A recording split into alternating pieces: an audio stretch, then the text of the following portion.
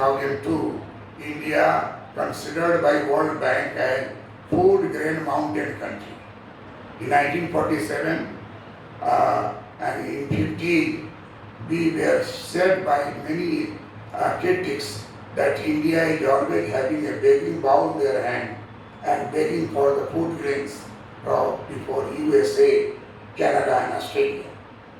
We were regular importer of food grains from America, from Canada, from Australia to fill the belly of Indian people because we could produce only 40% of our required food grains. And there was a gap of 60% required food grains. So the first priority or first 5-year plan is agriculture. How to increase agricultural productivity? That was the first question in the first 5-year plan in 1951-56.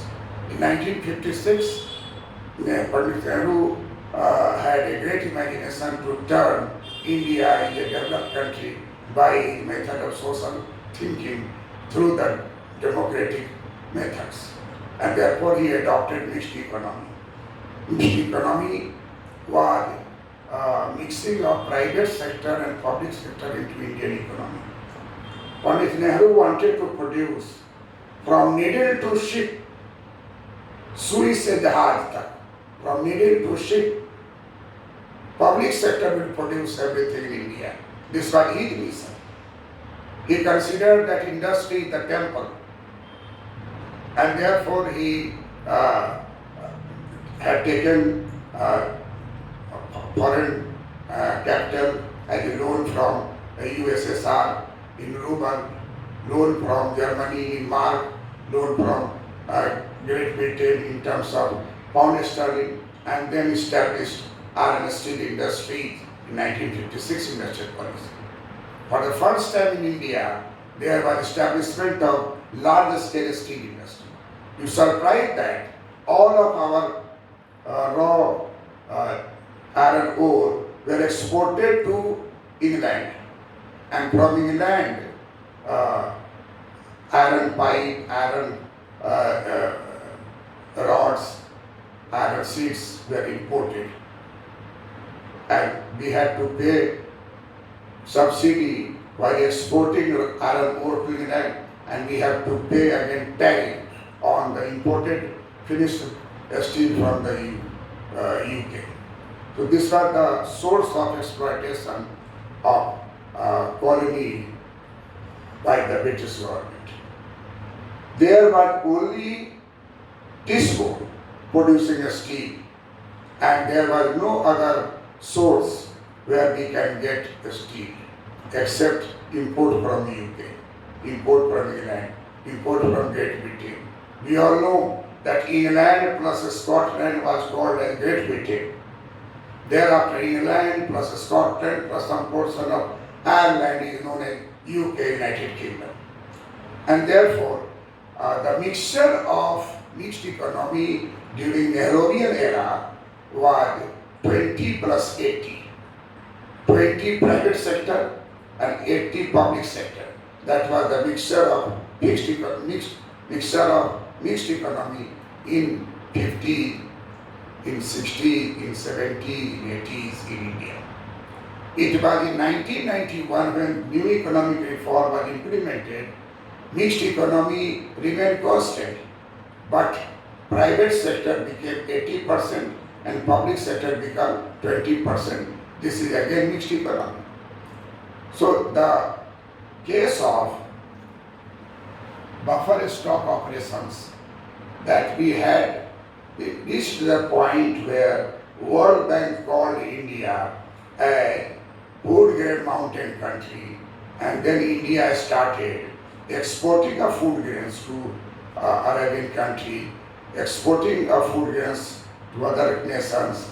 At the same time, payment to the workers, cash plus food grains, so that the stocks which we have piled up will be exhausted, because food grains are also perishable after some year. It is not worth eating. So 60 million ton were in the FCI godowns, and we required only 20 millions, and this case is termed as food grain mountains in India in 2002. Similarly, in 1670s also, this type of term was used for Denmark. Butter Mountain, Denmark was called Butter Mountain.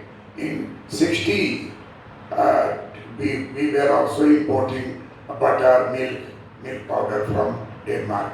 And so there was huge production of butter and milk powder. So it was termed as Butter Mountain, Denmark. And in 2002, India was called Food Grain Mountains. It gives us pleasure that whatever be the condition of the farmers, but the farmers are responsible for this success, and farmers are adaptable to the new technology in agriculture which was implemented in after 1967, and the new technology, new hybrid seed, pesticides, chemical fertilizer, use of tractors. All these were new innovations in 1967 onward, and this has given us 400% increase in the agricultural production food grains. Size of the farm, area, acreage of sowing seeds were constant, but production increased 400%. This type of things is required in case of employment opportunities to the youth of our country, like their employment opportunity, their productive employment opportunities must be created by the government, by the thinkers, by the policymakers. So this buffer stock operations is maintained by the government, and government has to buy food grains either at MSP or by other procurement schemes which are launched by the states also, and therefore this is the case of fifth buffer stock operations means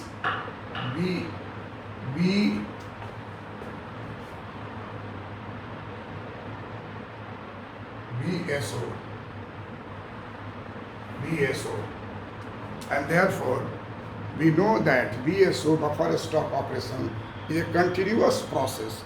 It is maintained every year, and therefore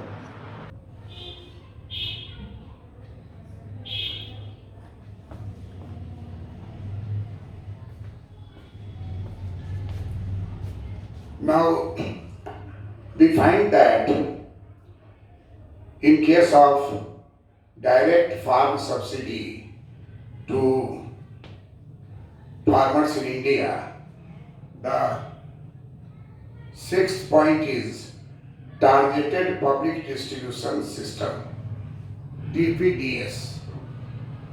TPDS is a rename of PDS. In 70s, PDS developed very fastly, and during the period of Congress regime, target was to capture 95% of the population by PDS, public distribution system. But we all know that the objective of PDS to provide food security, especially to those who are below poverty line. Those who are above poverty line, APL population, and those who are below poverty line, BPL population, is bifurcated. When there was a change in the Congress rule and Janata Party came to power, then there were some permutation combination that it is better to drop those who are in APL population group, above poverty line, and those who are in BPL group, they will be targeted to provide more food grains and at lower price, and therefore in some states 3 rupees per kg rice was distributed among the BPL population, BPL family 3 rupees per kg by purchasing 18 rupees per kg from the market. So in every 1 kg, 18 minus 3, this was the gap which was fulfilled by the government expenditure. This is direct subsidy in the name of food security system in our country. So the name was changed. Myself also, when I was a student in 1969 in graduation and 1917 post-graduation, we were going to the ration shop to get wheat, rice, sugar, kerosene oil, all these are on ration card. And there was no selling of food grains, especially there was no selling of wheat in any market. There was no selling of sugar in the market. In general market, there is no sale of wheat, no sale of sugar, no sale of cement. All these are under controlling era, which I will discuss you while discussing industrial policy from 1947 to 1991 and 2018 draft of modern industrial policy.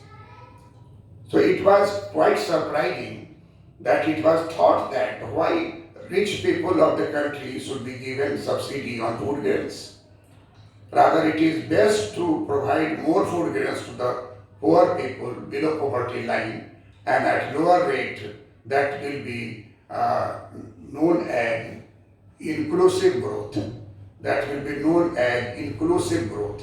That there is no need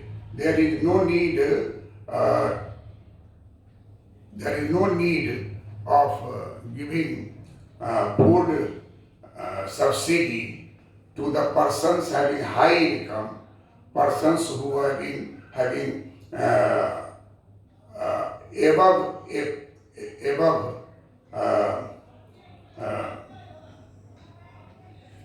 above poverty line, and therefore there was a line of division of the population below poverty line, population above poverty line.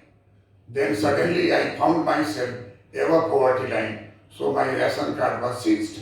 Similarly, ration card of all those who are above poverty line were seized, and the ration card of below poverty line were renewed, and that was known as red card, that was known as below poverty line card, BPL card, and people were very much happy to have BPL card because they thought that there is a need for food grain. There is a larger death. There is a larger death of the people. There is a larger death of the people due to hunger. If person is hungry, they don't have food, they may die. And therefore, it is suggested by the expert group that persons should be given food under TPDS, that is targeted public distribution system. And distribution system name PDS was converted into targeted public distribution system, which only serves directly to the poor people, below poverty line people. Distribution of subsidized food to poor Indian is at the core of the India's food security system. It is operated through TPDS and managed by the FCI. And thereafter, next point is, 7th point is, input subsidy. Input subsidies means both central and state governments provide input subsidies for farmers via subsidized fertilizer, subsidized electricity, subsidized irrigation, subsidized water, and subsidized seed. In addition, commercial banks, cooperative societies, regional rural banks are required to provide credit to the agricultural producer below the market interest rate. Therefore, it is said that in the case of farm subsidy, our seventh point, that input subsidies are considered to be direct farm subsidy to the farmers.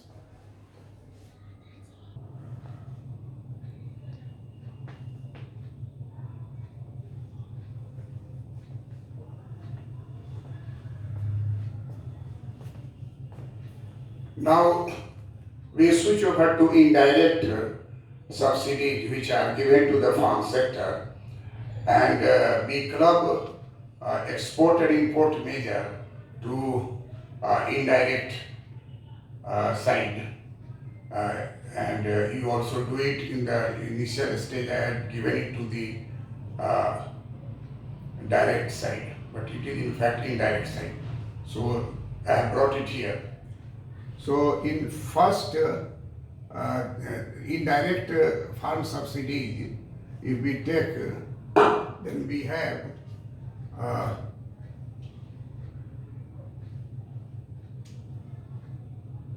first is import measures, second is export measures, third is R&D, fourth is public spending on extension, and fifth is lab to land soil testing and research work from farm sector. So we find it that after discussing direct farm subsidy in India, now we switch to the indirect subsidy given to the farm sector. Number one is R&D. Number one is import measures. We all know that import measures is related to government imposition of tariffs, quota, state trading, and monitoring agencies as import measures to provide indirect subsidies. Many a time, government imposes import duties on farm product to protect farmers by preventing flooding of commodities, flooding of chief agricultural commodities, and then there will be injurious effect upon farming sector community. So in order to protect farmers from the cheap imports of food grains and agricultural product, this import measures like tariff, quota, state trading, these are implemented and used to provide indirect subsidy to the farmers. And number two is export measures. Export measures is also indirect subsidy, and we know that export measures include increasing farm exports. Farm exports after 2002, there is a continuous increase in farm exports, and agri export zone AEZ incentives and price support on farm exports, and establishment of various promotional councils. All these are institutional help to promote export of products of farm sector.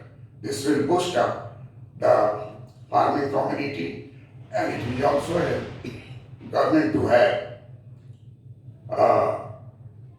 increase in export of farm sector, means supply of dollar will increase. This will help in correcting adverse balance of payment condition in India, which is one of the factors which will help to get the balance of payment. And third is research and development. This is R&D, WTO. We have seen that WTO asked that how much US spent on direct farm subsidy and how much is spent on R&D, then our R&D is already lacking behind, and therefore it is augment the public investment in R&D, and the aim of the R&D is not only to increase production but also to increase productivity of the farm sector. Number 4 is public spending on extension services, where farmers will be given technical training, and by extension services experts, they will learn how to use new input, what is the dose, what is the timing schedule. All these are very essential in new agriculture technique and new technology, which will bring more for productivity of agricultural production. Even more than 4% of agriculture production has increased because of the correct use of R&D and extension services. And 5th is land to lab.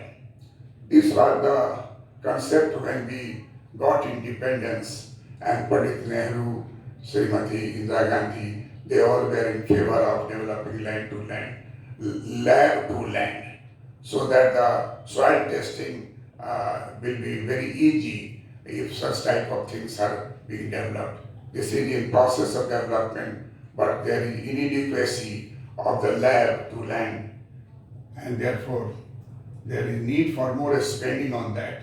All these are related to government spending, that means fiscal instruments of the government budget, and it will have effect upon the budgetary deficit, fiscal deficit.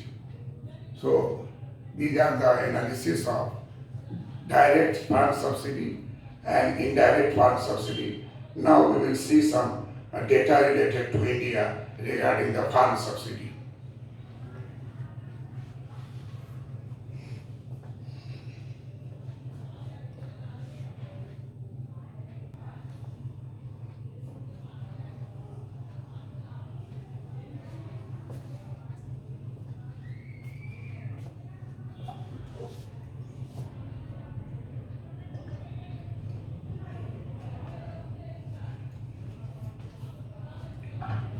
Now, coming to the conclusion, that we have seen different types of theoretical explanation of the farm subsidies, direct farm subsidy, the indirect farm subsidy. But what is the position today? I have taken help of some statistical data available, and we find out that WTO is always charging, developed country always charging India that India is paying too much subsidy to the farmers, and thereby there is distortion in the trading of food grains in the market, in the global market. This is very wrong concept, which is developed by the USA and European EU countries, that India is paying high subsidy to the farmers in India and therefore remove subsidy. We all know that subsidy in green box WTO, this type of subsidy given to the farmers, poor farmers, for their livelihood. This is not for the trading purpose, this is for the livelihood of the people living in rural areas and no other source except the farming profession. And therefore, there is no limit on such type of case leading to no distortion in the trade, in the global market. So recently, Government of India has submitted clarification and a balanced statement that what amount of subsidy is given to the farmers directly and what amount of subsidy is spent on R&D, what amount of subsidy is given to the research and development. So there is sharp surprise to the officers in WTO and to the leaders in developed country. They found that there is a constant decline in the farm subsidy in India. You take the case on the board that farm subsidy in 2013-14, it was 92,000 crore. That is on food. It was 6,738.77 crore on fertilizer subsidy. Petroleum subsidy 85,378.16 crore on petroleum. Interest subsidy 8137.1 interest subsidy crore. 1777 crore interest subsidy and others 1777.72 other subsidy. Total subsidy 254,631.84 crore. Look, I have given green arrow that in the 2017 data there is increase in food subsidy from 36.13 to 53.54, 53.84. In case of fertilizer subsidy, there is slight increase from 26.45% to 27.95%. In case of petroleum subsidy, there is surprising to note that subsidy on petroleum was 33.53% in 2014. That has been down to 10.76%. Interest subsidy was 3.2% in 2014. In 2017, it has increased to 6.20%. Other subsidy 0.7%, which had increased 1.25% in 2017. Total amount of subsidy, farm subsidy 254,631 crore. This amount crore 254,631.84 crore had slipped down to 250,432.93. There is a downward arrow. So recently, Government of India had strongly written to WTO that don't charge India, that India is giving more subsidy to the farmers and thereby distorting in the food market, global market. The thing is that Indian agriculture is not a competitor in any country in global foreign food grain market. They export, but export is not so dominating because we are consumer. 130 crore people are there, and so the consumption of food grains by farmers themselves. 65% of the total consumer of food grain are farmers. Farmers are 100% farming, and when the consuming, then again as a consumer they become 65% of the total consumer consuming food grain in India. Therefore, any damage to the food subsidy will lead to the hunger, will lead to the starvation, because 65% of the consumers of food grains are farmers themselves. Farmers are playing dual role. They are producer of food grains as well as they are consumer of food grains. And therefore, PDS is very important. Through PDS, they are getting regularly to rural area food grains for their consumption. And this comes to the conclusion that any charge of India, sometimes it is asked WTO that food subsidy is in green box or not. Answer is no. It is in green box and it is not considered as distorting trade in food grain markets. All the items which are written here, these are the subsidy, farm subsidy, direct or indirect. These are non distorting trade subsidies, and therefore there is no limit to it because it is related to the livelihood of the farmers. It is related to the poor condition of the farmers. It is related to the low size of their acreage to the farmers. And therefore, in order to remove poverty of large numbers of people living in rural areas, it is said that there is no chance to sharp decrease in farm subsidy. Rather, data showed that there is decrease in the farm subsidy, and therefore it is said that there is also less expenditure on R&D and lab to land. All these are theoretical. Practically, many things are still to be done. Therefore, farm subsidy trend is downward trend as reported by government of India to WTO. We have to think that how to increase it, and through green box commitment agreement to the WTO by India, we will take into account that within the limit, there is a limit of 10%.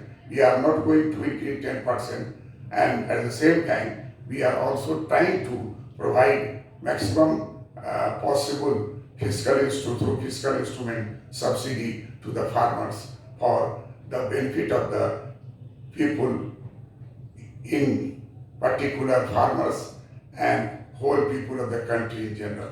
Thank you, and again I remind you that you have to like it. You have to write few words, nothing, few words in comment box. You can write about the good health of the teacher. As I speak, your sure success. And those who are writing in comment and giving me different topics to be covered, all will I cover in English medium students and Hindi medium students separately. Thank you very much. Watch it again.